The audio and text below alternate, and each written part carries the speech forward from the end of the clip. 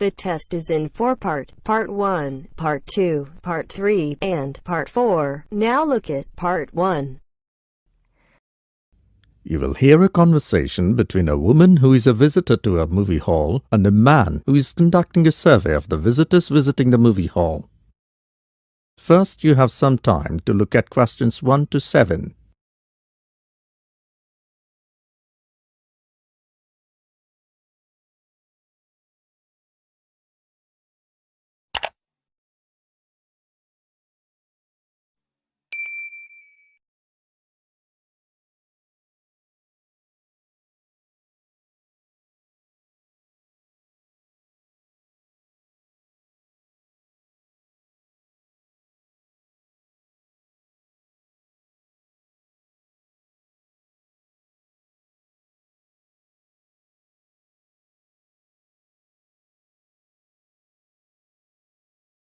Excuse me, ma'am. May I have a few minutes of your time? Yes, what do you want? First, welcome to Regal Movie Hall, the biggest cinema hall. We're conducting a survey of the visitors at the movie hall. We want to learn about when and how often people visit this movie hall. Would you mind answering a few questions about watching movies and visiting this hall? Not at all. Thank you. Today we're interviewing married women who visit the hall with their husband and children. So the first question is, do you fit in this category? Yes, I do.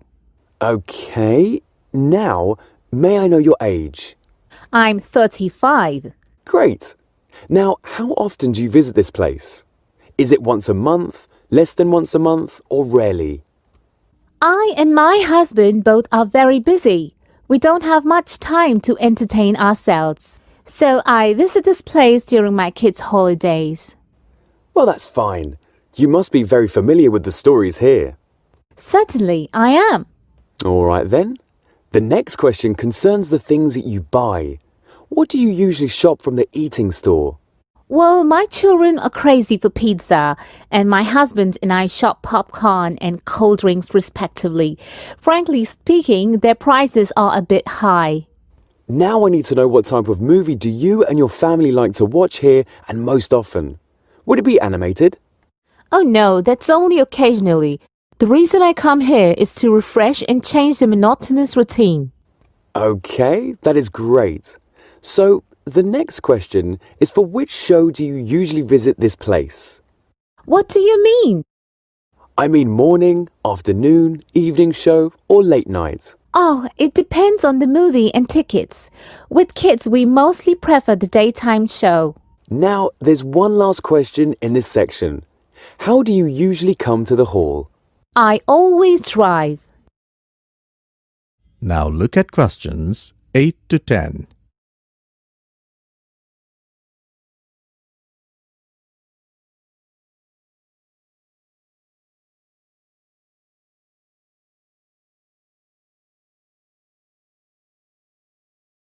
Now listen to the second half of the recording and answer questions 8 to 10. Fine. Okay, the next part of the questionnaire concerns your opinion.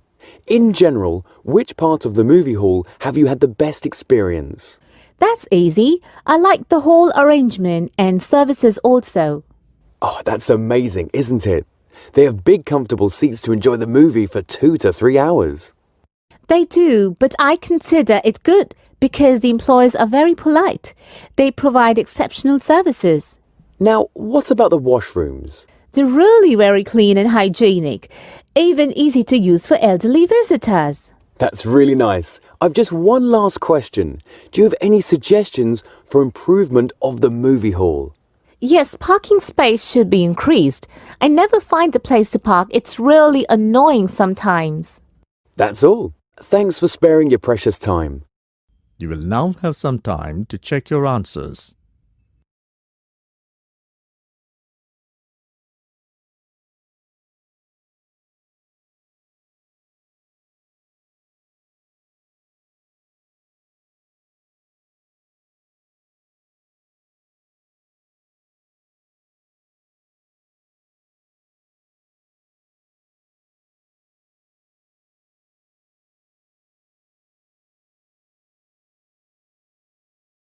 Now turns to part 2. You are going to hear a radio talk about a charity project, Sowing Power. The talk is given by Dan Cross, who herself has initiated this project. First, look at question 11 to 15.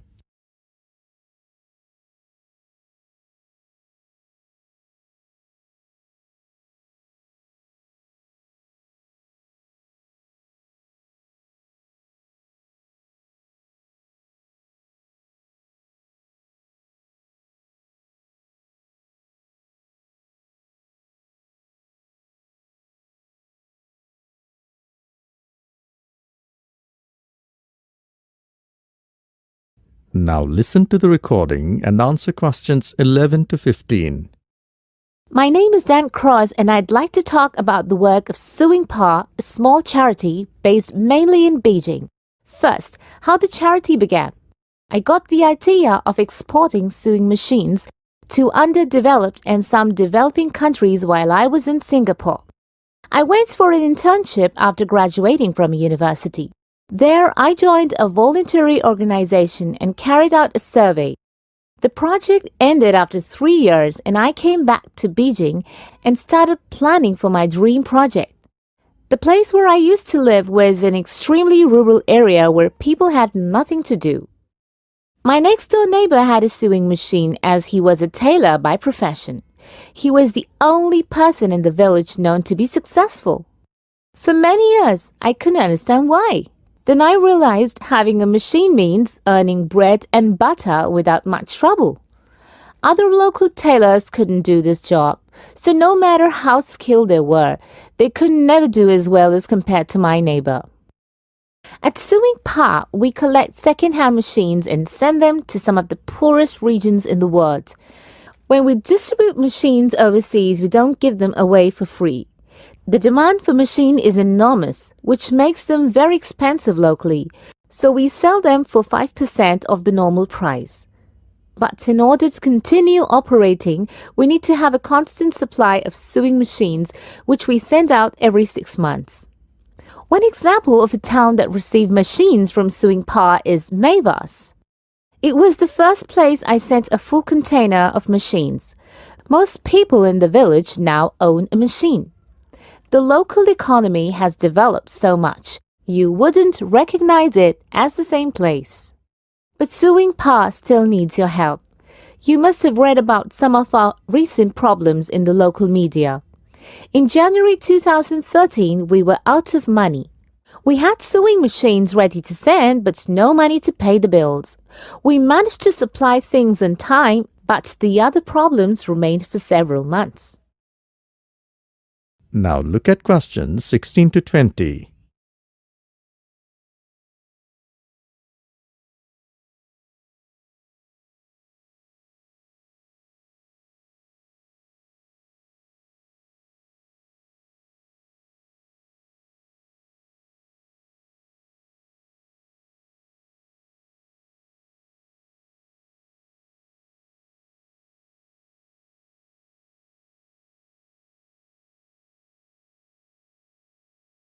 As the talk continues, answer questions 16 to 20. Fortunately, in May 2014, our project won the Enterprise Award, which really helped us. We invested 10% of the £10,000 prize money to secure the future of the project. Winning the award helped us to raise our profile, and the money helped us to raise our income by 50%. We're currently looking to invest in bicycles so that people can even improve their business. Because of our project, people in a number of countries now have a better standard of living.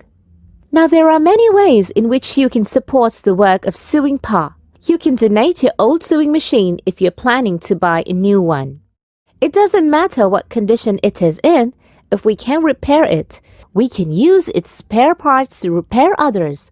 Of course, to do that, we always need tools which are expensive to buy, so we welcome any tools that you could give in kind. Also, you can help us by raising funds through organizing events. People do all kinds of things to help us. We hope that by talking on radio programs like this, we will be able to raise public awareness, which will bring forward the government organizations to give us regular financial support, something which is really needed. You will now have some time to check your answers.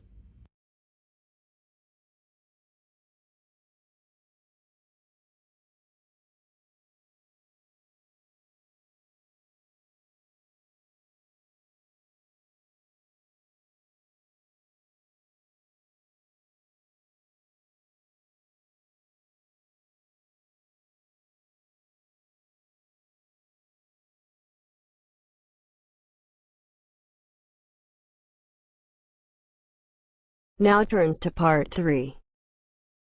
You will hear a conversation between Julie and Michael, who are studying mass communication. Both of them are filling a feedback form. Look at questions 21 to 30.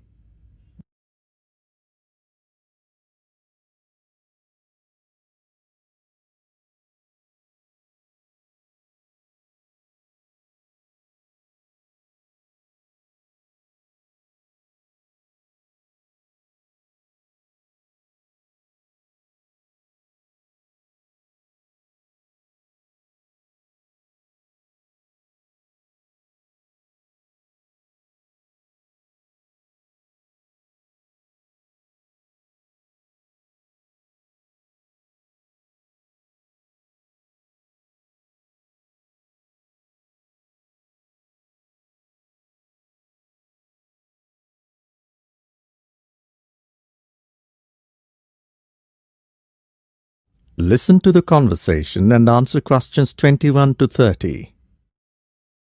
Oh, Michael, I have not filled the form which the tutor gave us in the class. The project feedback form? Yes, shall we do it together, if you don't mind? Okay, let's have a look. What is there in the form? Let's fill the first column. It's course code. It's mass communication. Okay, mass communication. I know it. But the form demands a code. MS-18 something. MS-180, isn't it? That's it. Okay. And what about the dates? When did we start? I remember. It was my mother's marriage anniversary on 24th April. It doesn't seem that long, does it? No, the course will end this week on Saturday, July 21st. So I'm sure the course started on the 20th of April. That was my mother's birthday. Now, let's have a look at the next question. Give comments on the different aspects of the course. Okay, what's the first query? Oh, about the course contents. What do you think? They were very clear, isn't it? Yes, it's true. The content was absolutely clear. Okay, anything else about the content? The best thing about the course is the sessions given to us online in the beginning. It was very useful, so I definitely put that down. Now, going on to suggestions for improvement, one thing I would like to give suggestion for, I think we should have done a bit more practice in the beginning. Yeah, absolutely correct. In the beginning, I thought it would be very easy, and then all of a sudden in the second half, we got a whole load of work, reading, projects, and assignments. Yes, it would have been better if it was from the beginning only. Okay, now course delivery. Does that mean teaching part? Yeah, I suppose it is good. The standard of teaching is awesome. It's from the heart to the mind. I mean, the techniques, the audiovisual aids were amazing. Exceptionally better than any other course I've been on. Yes, I agree. Let's pen it down. What about suggestions for improvement? I didn't think. It was all wonderful when we had group discussion sessions that went on for so long. They should be limited to a specific time, not so long, otherwise the repetition of ideas start. Now, on to the practical aspect of the course. Oh, now what was good about the lab sessions and handouts? Yes, in my opinion, the handouts were very good and some of them were really great, with sources and websites. One problem which most of the students faced was about the reserved copies in the library. Yes, there weren't enough copies on the reserve in the library and not enough computers. Long waiting was there. Okay, testing and evaluation, well, I can't comment on it until we get our written assignments back. Don't talk about it. I got mine yesterday. I really don't want to think about the marks I've got. But the presentation was good. The way I got feedback was excellent and quick. Yes, it was. And I liked the way and the criteria of evaluation. Yeah, but I'm not much confident about the written work. I personally think it's stressful. Yes, I agree. Here also they must tell us about the criteria of marking. About the writing class tests. But they told us. No, for the finals. What are they looking for and what is the criterion? How many marks for pass or fail? I never thought of it. It would be really helpful. Okay, any other comments? I think student support is excellent. Yeah, me too. Excellent.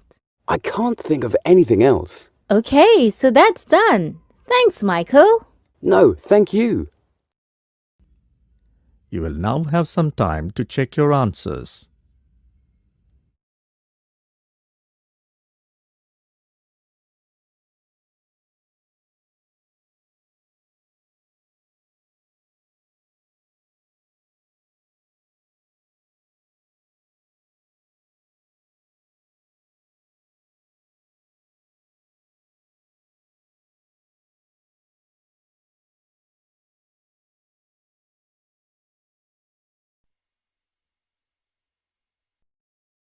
Now turns to part 4.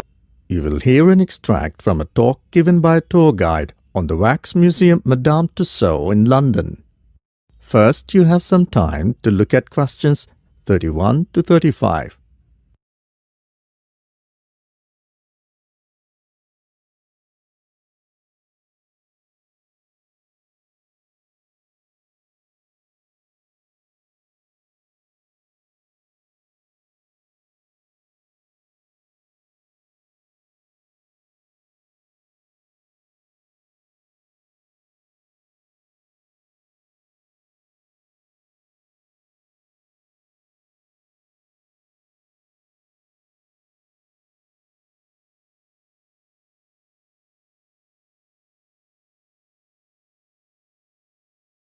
Now listen carefully and answer questions 31 to 35.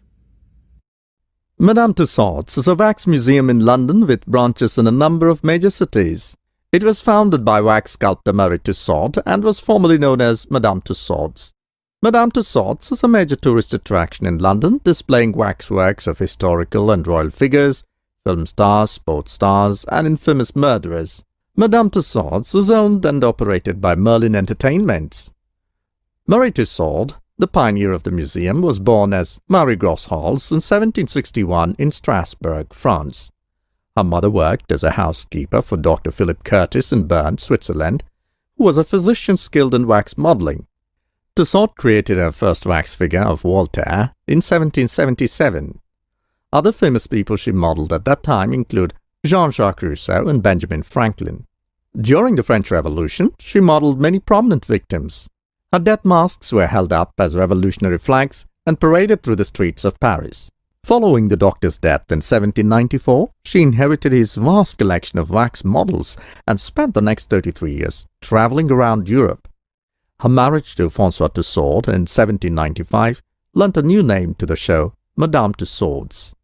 In 1802, she went to London, having accepted an invitation from Paul Philidor, a magic lantern and phantasmagoria pioneer, to exhibit her work alongside his show at the Lyceum Theatre, London. She did not fare particularly well financially, with Philidor taking half of her profits. As a result of the Napoleonic Wars, she was unable to return to France, so she travelled throughout Great Britain and Ireland exhibiting her collection. From 1831, she took a series of short leases on the upper floor of Baker Street Bazaar, on the west side of Baker Street, Dorset Street, and King Street, which later featured in the Drews Portland case sequence of trials of 1898 to 1907. This became Tussaud's first permanent home in 1836. One of the main attractions of her museum was a Chamber of Horrors.